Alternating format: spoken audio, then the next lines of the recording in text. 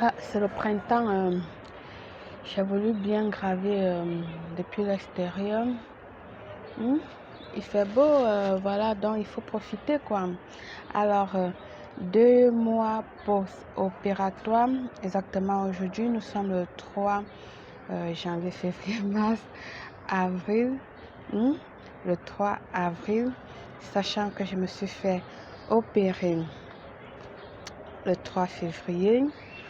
Ensuite, le 10 février, quoi, dû à une complication que j'ai eue lors de mon retour. Donc, enfin, à la fin, je ne sais même plus s'il faut prendre à la date du 3 qui était vraiment qui a été la date de la sleeve même, ou la date du 9, parce que là, j'essaie de contacter mon chirurgien. Je ne parviens pas à la voir, mais bon, j'ai laissé quand même tous les messages. Mais à ce que je sache, je crois que c'est à partir du 3, parce que le jour où on m'a incisé, on m'a coupé l'estomac. Alors, bienvenue mes amours. Je vous apporte une autre vidéo sur ma sleeve. Donc aujourd'hui nous allons parler de mes 2 mois post-op, sachant que les autres vidéos, je vous ai parlé de ce qui s'est passé, même pas des complications, parce que les complications que j'ai eues, je le ferai dans cette vidéo aussi. Ben voilà, qu'est-ce qui s'est passé? Durant ces 2 mois, je n'ai que eu des douleurs, malaise. Comme vous pouvez constater, je porte encore le masque de la maladie avec moi. Je ne suis pas totalement remise, mais je vais beaucoup mieux chaque jour. C'est vraiment dur, c'est lent, c'est douloureux, mais ça promet, ça va beaucoup mieux, quoi. Question nourriture, j'ai arrêté avec ce qui est compote, bouillon clair, tout ce qui est vraiment liquide, machin, tout. J'ai arrêté parce que je n'en pouvais plus.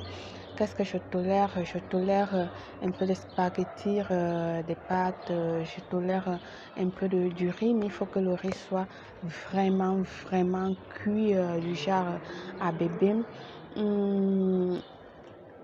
Je tolère pas forcément les purées de pommes et tout ça. Je mange pas encore les viandes, que ce soit hachées ou normales, je supporte pas encore. Le poisson, il faut que ça soit vraiment presque écrasé, voilà, mais en vapeur, en papillote également. Je tolère la salade. Oui, j'ai essayé déjà la salade. Je n'ai pas vraiment toléré la salade, mais bon, ça va, c'est passé un tout petit peu. Il y a d'autres aliments auxquels je suis en train d'inclure, vu que j'ai l'anémie et il faut que je mange des trucs comme les lentilles, les trucs riches au fer et tout ça.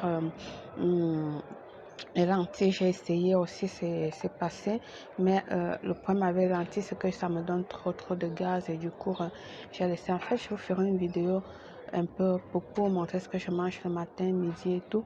Je ne tolère pas les collations parce qu'il faut 6 à 7 repas par jour et ça, je ne tolère vraiment pas. Donc, ce qui fait que pour l'instant, j'essaie de supporter, d'inclure un peu ces repas-là, mais pas totalement. Donc, les collations, c'est encore trop dur parce que quand les heures de collation arrivent, je n'ai même pas faim, je n'ai pas envie de manger, ou encore je suis calée peut-être avec ce que j'ai mangé à midi et du coup, ce que je fais, c'est de boire de l'eau. Les tisanes ne passent même plus à force de boire trop de tisanes. J'en ai marre rien que de sentir les tisanes, que ce soit la verveine ou n'importe quelle tisane amande. Non, je ne tolère plus. J'essaie de me colorer le lait avec du café pour avoir un petit changement, quoi, pour faire croire, me mentir à moi que je suis en train de prendre du café parce que le café aussi, je ne suis pas trop café. Donc voilà, à ce qui est aliments, je commence déjà un peu à introduire, mais c'est vraiment des petites quantités, des quantités vraiment très minimes, très peu, et c'est mieux que rien. Alors, 2 mois, j'ai perdu 15 kilos. Pendant les 2 mois, pendant ces de février et avril, donc du 3 février aujourd'hui au 3 avril, j'ai perdu 15 kilos. Je suis très contente, sachant que oui, je ne bouge pas, je suis toujours au lit, je n'ai pas fait d'exercice, je n'ai rien fait du tout pour perdre ces 15 kilos. Donc du coup, 15 kilos en 2 mois, sans bouger, sans rien faire, parce que quand je dis je ne bouge pas, je ne bouge vraiment pas, hein. Je ne fais absolument rien. Il est totalement impossible pour moi de faire quelque chose. Donc, je n'ai absolument rien fait. Et voilà, j'ai perdu 15 kilos, c'est déjà bien. Sachant que si j'avais fait des exercices, si j'avais bougé, marché, etc., j'aurais perdu plus, quoi. Et tel n'est pas le cas chez moi, donc je suis vraiment contente. J'avais 115 kilos, pardon, 105 kilos. Je pesais 105 kilos. Et sur les 105 kilos, aujourd'hui je suis à 90 kilos.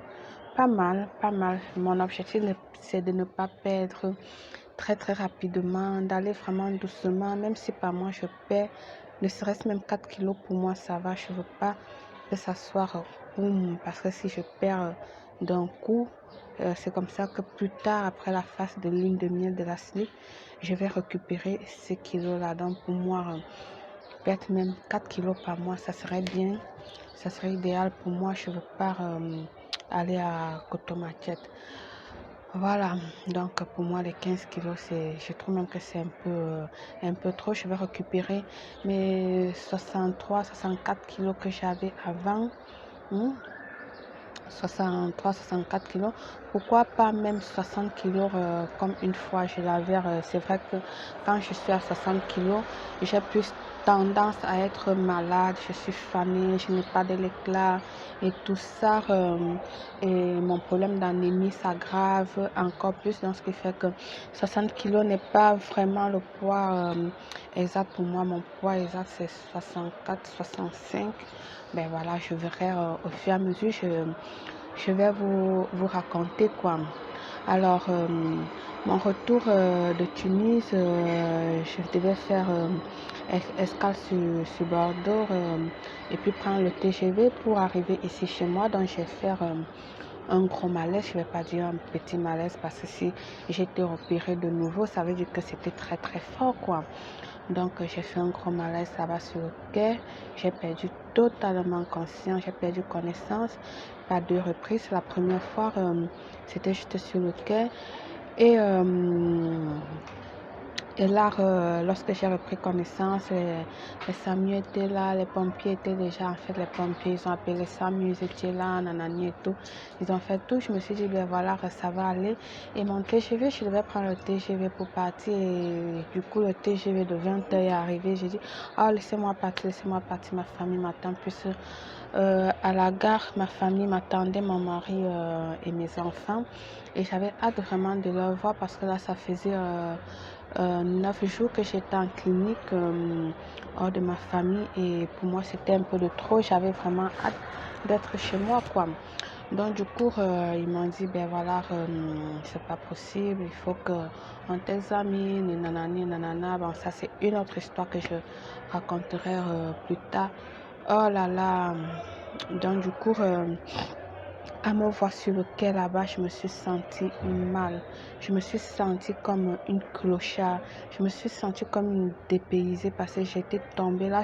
Je dis au sol, je vous mettrai une mini vidéo là pour que vous puissiez voir de quoi je parle.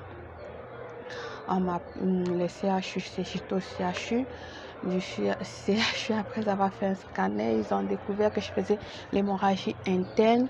Donc, il fallait qu'on me dérive dans un hôpital, vu que je venais de me faire sliver. Il y avait de cela 8 jours, 9e jour, j'étais au 9e jour, non, 8e jour, puisque j'arrive en Tunis le 2, je me fais opérer le 3, oui, voilà. Donc, du coup, j'ai été là-bas, ils m'ont dit, madame, quand vous faites une hémorragie, c'est opéré, voilà, c'est une autre phase qu'on en parlera. Donc, voilà ce que j'ai eu. J'ai eu cette hémorragie et j'ai été opérée de nouveau. Mais je vous assure, cette deuxième opération m'a foutu la vie. Ça a été de la merde, la catastrophe. L'opération a été dure et c'est ça qui me cause des problèmes jusqu'à nos jours. J'ai tellement souffert avec cette deuxième intervention et voilà, donc je le mets derrière. Voilà, je voulais vous raconter un peu ça. Voilà, donc j'ai perdu 15 kilos, ça avance doucement mais bien. Espérons que les mois prochaines, je serai beaucoup mieux. Je pourrais vous montrer quoi je mange par jour. Là, je n'ai pas encore commencé l'exercice, même pas à la maison, même pas avec une bouteille à la main comme ça. Je ne fais rien. Qu'est-ce que je peux rajouter? Je n'ai pas de carence pour l'instant. C'est vrai que ce lundi, je me suis fait des examens. J'attends encore la suite de voir, mais les dernières analyses que j'ai faites, je n'avais pas de carence. Tout était OK. Et voilà. Donc, voilà. Peser toujours le contre et le pour si tu veux te faire siliver, que ce soit un ballon, que ce soit un sleeve ou que ce soit un bypass. Et sachez aussi qu'un bypass, il y a deux manières de faire le bypass. Donc, méditez, réfléchissez. Là, maintenant, je vais à partir du 13. Je vais commencer la thérapie avec le psychologue pour mon propre bien parce que je trouve que je n'ai pas le moral. Voir un psychologue ne veut toujours pas dire qu'on est fou ou qu'on est machin. C'est juste pour pouvoir me réorganiser. Je veux dire, il y a des psychologues. Chaque personne sait pourquoi il va chez un psychologue et ce qu'il va faire là-bas. Donc pour moi, je trouvais juste d'y aller parce que j'ai besoin d'être réorganisée. J'ai besoin de me réorganiser, question alimentaire, question travail, question vie, en fait dans ma vie en général parce que là tout a basculé et je suis un peu, pas un peu, je suis gros perdue. Et j'ai les peurs de faire ci, de faire ça, chose que je n'avais pas avant. Donc j'ai l'impression que mon monde à moi est tombé. Oui, mon monde à moi est tombé. Plus on vieillit, plus on grandit, le temps passe, on vieillit et puis on ne tolère plus les choses comme lorsqu'on est jeune, quoi.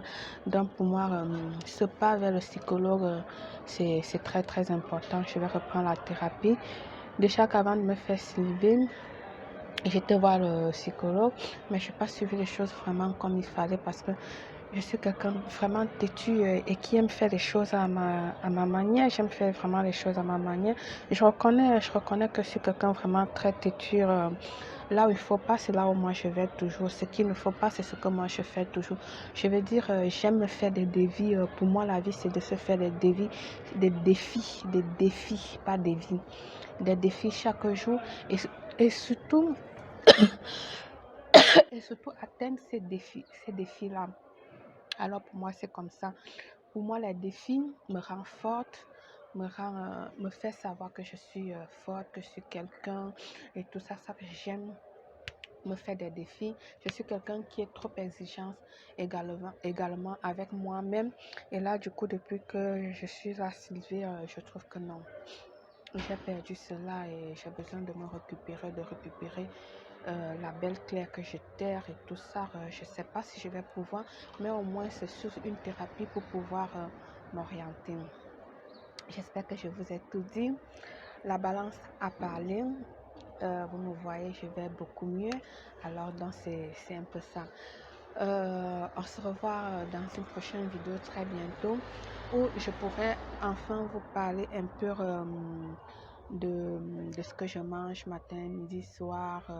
Et j'espère que d'ici là, je vais reprendre un peu de la gym, même si c'est seulement à domicile en attendant, parce que j'attends là que les installations s'ouvrent à cause du Covid. On ne peut non plus